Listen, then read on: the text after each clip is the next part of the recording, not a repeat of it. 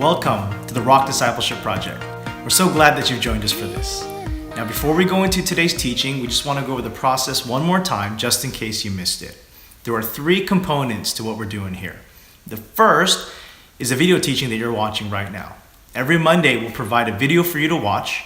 You could always find it on our website. Just go to rockfellowshipsta.com. You click on Next Steps, and you'll see it right there. Or you could always go to our Facebook page. Number two, with every video, we'll provide to you a devotional reading plan. That's Bible verses to read throughout the week. While you read those verses, we encourage you to pray over them, ask God to speak to you, and kind of respond in your own prayer. Number three, we want to make sure that discipleship and spiritual growth is always relational. It's not just about knowledge. So we encourage each of you to have an accountability partner that you can meet with at least once a week. During your time together, we'll provide for you discussion questions based on the video teaching to kind of help you go deeper. You go through those questions. We'll also provide general accountability questions and pray for each other. So I believe if you do all three of those things, you'll get the best experience possible. All right, now on to our teaching today. If you've grown up in church, you may have had the feeling that being a Christian and following Jesus is like this lifelong game of Jesus says. You know, Jesus says to do this. Jesus says to do that. Jesus says don't do this. Jesus says don't look there. Jesus says don't go there. Jesus says don't look at that person. You're like, have you seen that person? But it's a frustrating kind of experience when you begin to think that that's all that Christianity is. This game of Jesus says, this list of do's and don'ts. Or maybe you're one of those people, you never really played the game and you've always kind of shied away from it because you felt that that's what it was. That's your opinion of Christianity. That it's just all about do's and don'ts and a list of rules. And you're thinking, you know what, that's not really for me. For this session, we're going to talk about what it means to really follow Jesus and what Jesus meant when he invited people to follow him. There are 4 points that we want to make when it comes to following Jesus. The first, being a sinner does not disqualify you from following Jesus. In fact, it is a prerequisite. I'm going to say that one more time. Being a sinner does not disqualify you from following Jesus. Actually, it is a prerequisite. If you look at the story of when Jesus called Matthew, one of the first disciples that he called in Matthew chapter 9, he says to him, "Follow me." Now that seems fine and normal. But if you read the story, you'll note that Matthew had a very important job. He was a tax collector. Now, I know these days, we don't feel the same way about tax collectors that the ancient Israelites did and the Jews did. Well, maybe you do feel the same way about tax collectors. But the ancient folks here in the first century, they hated tax collectors with every fiber of their being. It was the worst thing that you could be. No parent ever grew up thinking, I really want my kid to be a tax collector. Everyone hated them. In fact, everyone hated them so much that the only people tax collectors could hang out with were other tax collectors. If you read the Bible, you'll see that they always refer to tax collectors and sinners.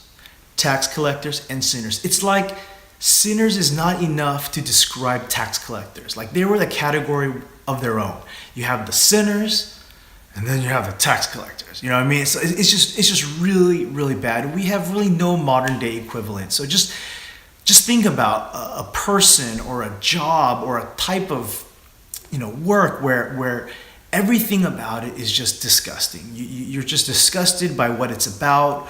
What it stands for, and you just hate it. That's kind of like a tax collector. So it's really interesting that one of the disciples that Jesus calls to follow him is a tax collector. You can imagine the surprise from the other disciples, like, no, we can't ask Matthew. He's a tax collector. He's a tax collector. But as you see from Jesus' example, being a sinner doesn't disqualify you from that invitation to follow him. Matthew understood that he was a sinner in need of a Savior. He understood his need. That is what qualifies you. So number one, being a sinner does not disqualify you from following Jesus. If you're a sinner, this is great, great news. Number 2, and this is surprising. If you look at Jesus' example and his life and ministry, what you'll find is this: unbelief does not disqualify you from following Jesus. I'm going to say that again. Unbelief does not disqualify you from following Jesus. See, maybe you're thinking, I don't think I can follow Jesus. I have too many questions. I have too many doubts. I don't even know if he really existed. I don't know if I really believe in him. How could I follow him if I don't really believe? But if you look at the stories and you really think about it, Jesus' earliest followers, none of them actually believed in him. None of them actually believed he was who he said he was. So many times he had to say to people, you unbelieving generation, you of little faith, how long will you doubt? It wasn't until after Jesus died and resurrected that people actually, his own followers, really believed who he was. So if you have doubts and you have questions, you're in good company. The invitation is still there. So number 2, unbelief does not disqualify you from following Jesus. Number 3, the invitation to follow Jesus is an invitation to relationship. It is not an invitation to play Jesus says. It's an invitation to a relationship. The religious leaders of that day that were teaching the Bible and teaching the people of this is what God was like, this was their message. They said, change and you can join us. The Pharisees said, change and then you can join us. If you change your behavior, if you change the way you act and you change the things and you pass a test, then you can be one of us. And then Jesus comes on the scene and he just ruins everything, and I love it. I love how he ruins everything. He ruins everything, and his message that he sends to everybody, and we see it in the story of Matthew as well, it's not change and you can join us. It's join us and you will change. Join us and you will change. The invitation was an invitation to relationship with him that in turn will create transformation in our lives. It's not a list of do's and don'ts. It's about a relationship. And number 4, following Jesus forces me to focus on where I am rather than where you're not. What do I mean by this? See, for the Pharisees of the day, their main concern was where people weren't and where they needed to go. It was never really about their own lives. It was always about them. But when you follow Jesus, when you're committed to just following Jesus, you wake up in the morning, you think, how can I follow Jesus today? There's no time to think about where everyone else is. There's no time to focus on the faults of others, the character flaws of others, when we're just focused on following Jesus. You see, if we play Jesus says long enough, we will become a Pharisee.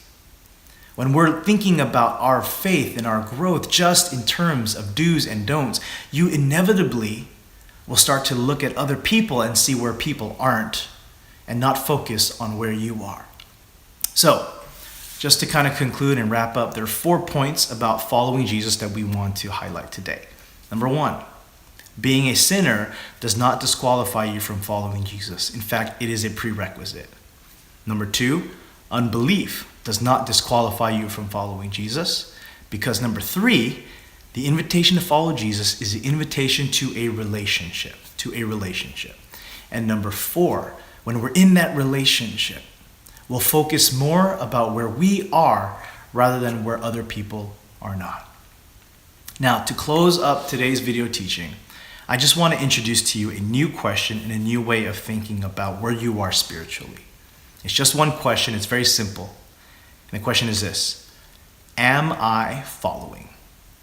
Am I following? Not, am I a good Christian? Not, am I a good person? Not, do I know a lot about the Bible? Not, do I pray right? Or am I praying enough? Not, am I going to church enough? Not, am I serving? Just, am I following?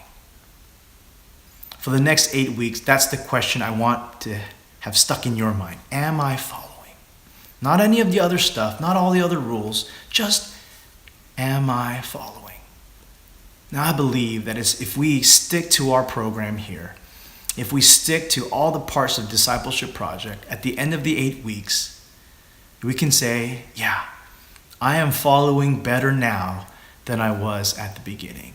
And I think that this time, these next 8 weeks, could be the time that really changes your faith, that really changes your heart, and that really changes your relationship with Jesus. And because of that, that will really change your lives.